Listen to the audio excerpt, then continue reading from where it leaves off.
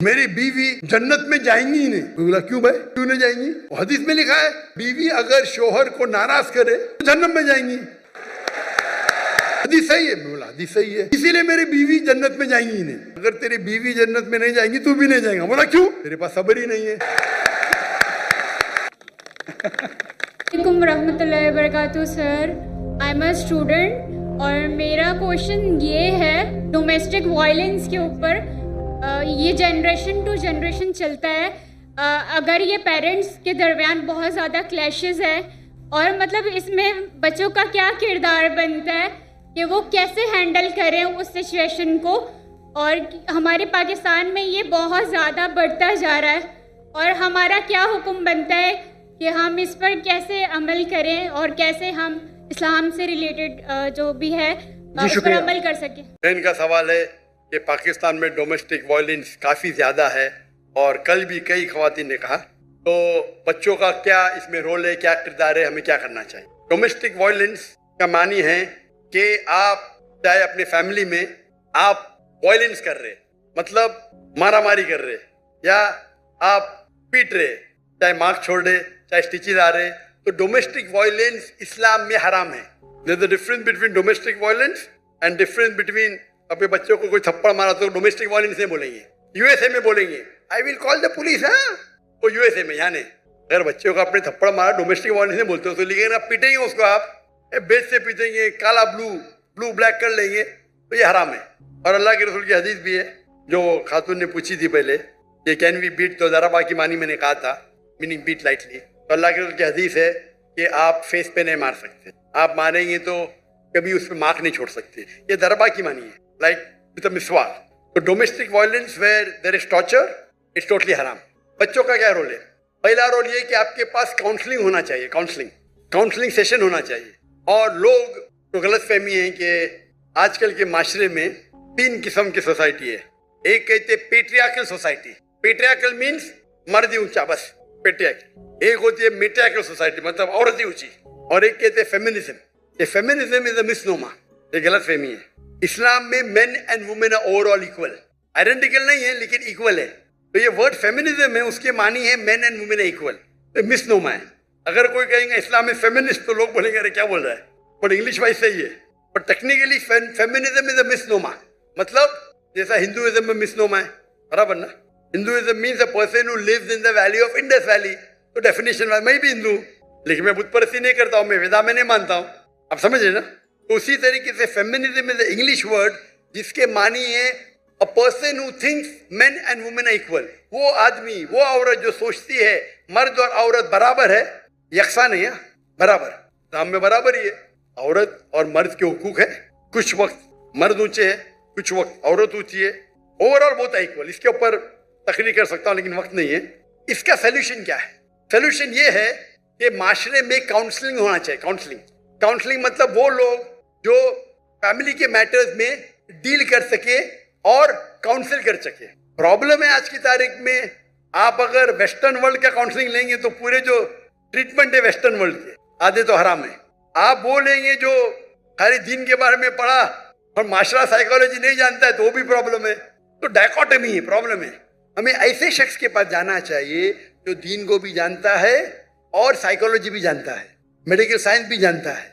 ऐसे लोग अगर काउंसलिंग करेंगे तो सही करेंगे। आप अमेरिकन काउंसलिंग के पास जाएंगे तो वो जो आपको देंगे गाइडेंस वो तो दीन के बाहर कर देंगे आपको।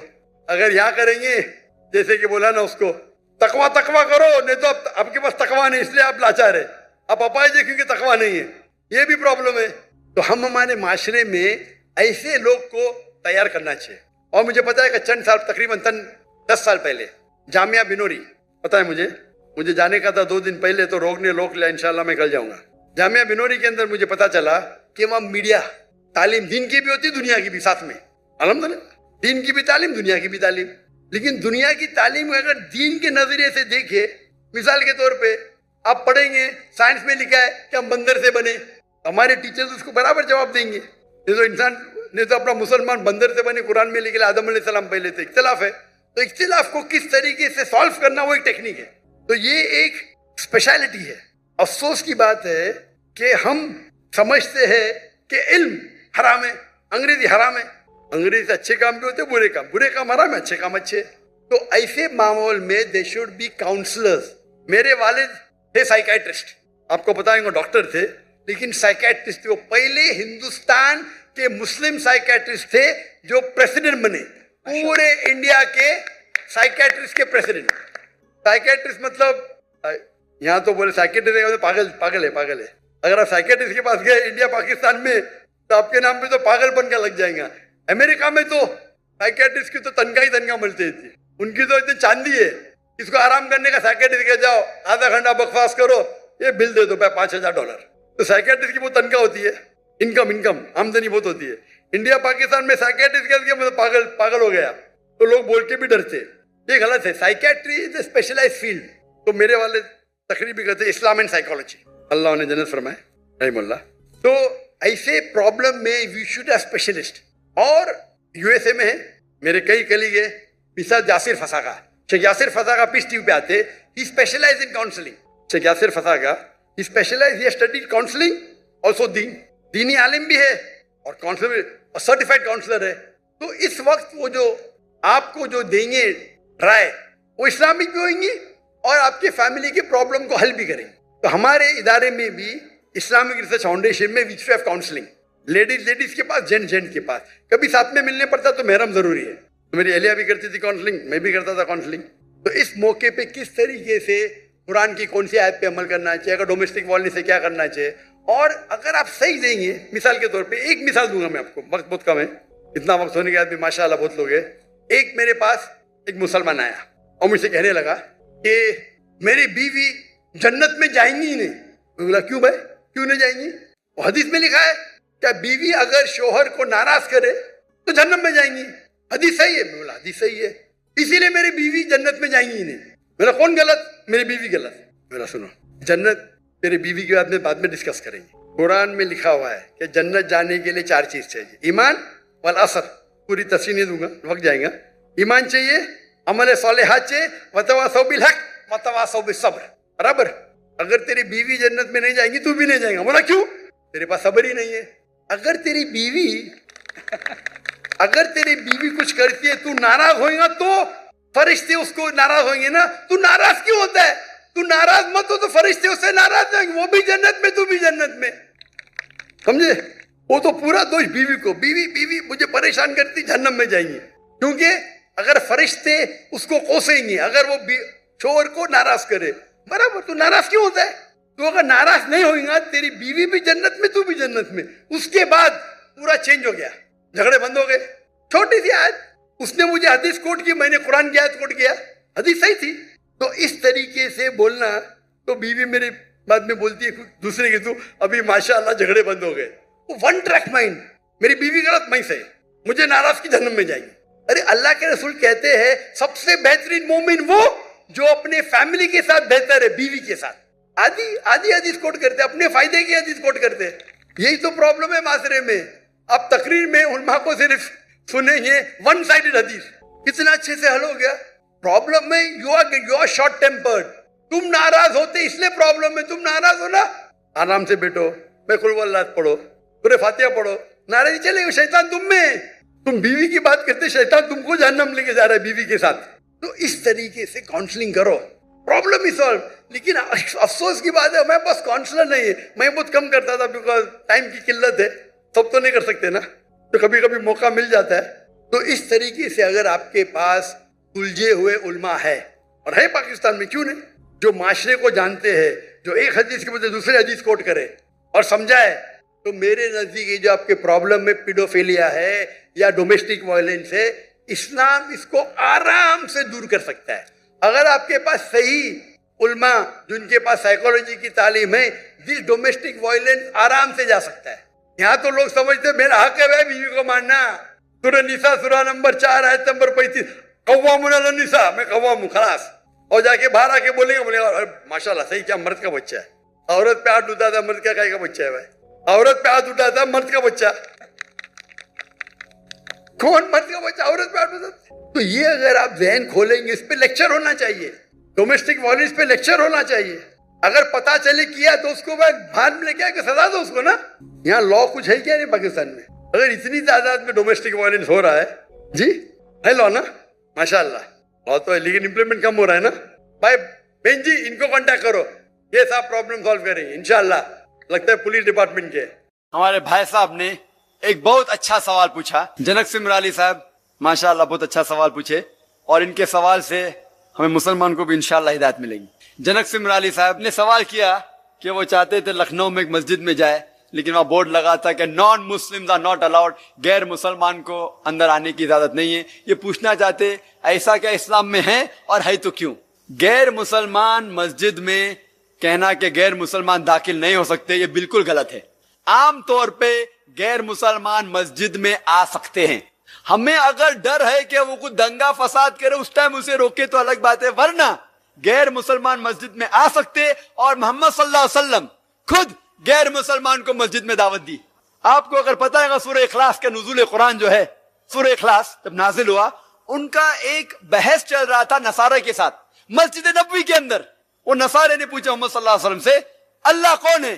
तो मोहम्मद सल्लल्लाहु अलैहि वसल्लम ने सोचा क्या जवाब दूं, अल्लाह की तारीफ क्या करूं? तो वही आती कुल हुवल्लाहु अहद, कहो कि अल्लाह एक है, अल्लाहु समद, अल्लाह एब्सोल्यूट इटर्नल, लम यलिद वलम यूलद, वो ना किसी को जन्म देता है ना किसी से जना हुआ है, वलम यकुल लहु कुफुवन अहद, और उसके जैसा कोई भी नहीं है। तो ये जो नाजिल हुआ जब मोहम्मद सल्लल्लाहु अलैहि वसल्लम क्रिश्चियन लोग से बहस कर रहे थे मस्जिद नबवी में, उस टाइम उनको परमिशन था। अभी अल्हम्दुलिल्लाह कोई भी मस्जिद में गैर मुसलमान जा सकता है, सिर्फ मक्का और मदीना में। और मैं कहूंगा क्यों नहीं, लेकिन आमतौर पे मस्जिद में गैर मुसलमान को हमें दावत देना चाहिए।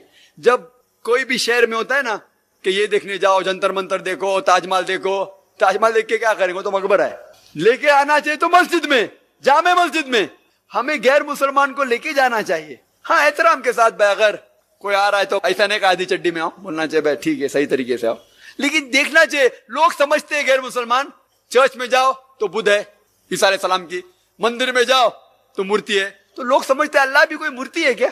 जब आते हैं गैर मुसलमान सोचते ये मस्जिद तो पूरी खाली, और ढूंढते, तो मैं पूछा क्या ढूंढते आप, वो मूर्ति किधर है? बोला किसकी मूर्ति? तब मस्जिद में दाखिल होंगे तो पता चलेगा ना कि हम मूर्ति पूजा नहीं करते। मस्जिद में से आने से रोकेंगे तो कैसे आप दावत देंगे उन्हें? तो गैर मुसलमान लोग भी मस्जिद में आ सकते। और एक हदीस है मोहम्मद सल्लल्लाहु अलैहि वसल्लम के टाइम पे एक गैर मुसलमान आके मस्जिद में अस्तगफुरुल्लाह वो पेशाब करता है, साहबा स्टेज में आके बहुत गर्म होते और उसे मारने जाते, तब अपने नबी उन्हें रोक लेते, चुपचाप बोलते रहने दो। उसके जाने के बाद साहबा से कहते कि साफ कर लो। मस्जिद में आके पेशाब करते और मोहम्मद सल्लल्लाहु अलैहि वसल्लम कुछ नहीं कहते, ये उनकी हिकमत थी। और वो जाने के बाद बोलते वो जगह को साफ करो, ये अपने रसूल।